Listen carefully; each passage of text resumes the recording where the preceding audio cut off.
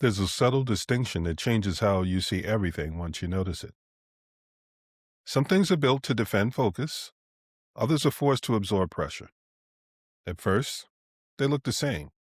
They launch the same way, they're described with the same language, they even manage with the same intentions. But once they work, they behave very differently. Products are designed to do a very specific thing well. They protect clarity, they narrow scope, they get better by saying no. But platforms don't get that luxury because when something becomes useful at scale, people don't just use it the way it was intended.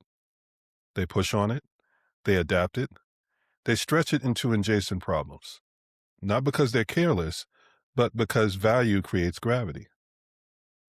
This is where conversations start to miss each other.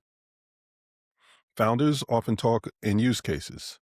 Strategists, they listen for consequences.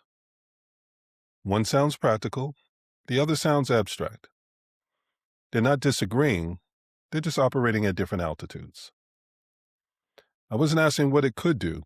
I was asking what would happen when it worked well enough that people expected more from it. Because success doesn't just validate the original idea, it changes the rules around it. When a product succeeds, the market starts asking new questions. Not politely, relentlessly. Can it do this too? Can it handle this scenario?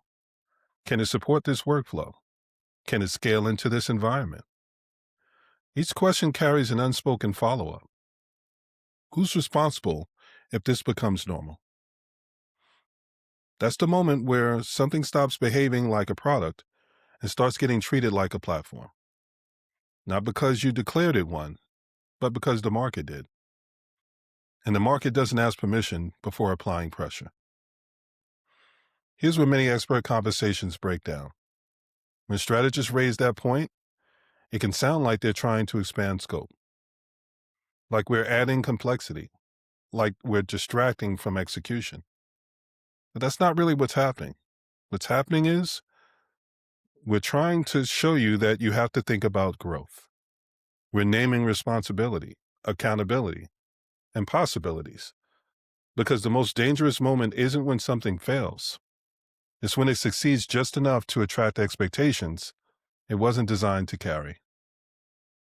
Products defend focus. Platforms absorb pressure. And if you don't decide which one you're building, the market will decide for you. This decision isn't about ambition. It's about accountability. Are you willing to own what this becomes once people rely on it? Or are you intentionally drawing boundaries around what it's responsible for and what it's not responsible for? Both answers are valid, but not answering the question is not. Because when boundaries aren't explicit, people fill them in for themselves. And once expectations form, they don't care what you intended. They care what they experienced. This is why early forecasting often feels uncomfortable. It forces a question most people aren't ready to answer yet. If this works better than expected, what kind of pressure are we prepared to absorb? Not today, but soon. That's not pessimism, that's scale literacy. And it's why this kind of thinking often lands better after the scramble begins. But by then, the decision's already been made for you. Products protect clarity, platforms inherit pressure. And the moment something works, the market starts testing which one you actually built. You have to decide where you fall on that line. Are you building for intended purposes only? Or are you open to it scaling in ways that you didn't necessarily think about at first? This leads to different iterations, but those iterations allow you to be able to block off competitors that may enter into the market or the niche once they realize you're successful at it. I hope you found this helpful. If you did, like, share, and subscribe.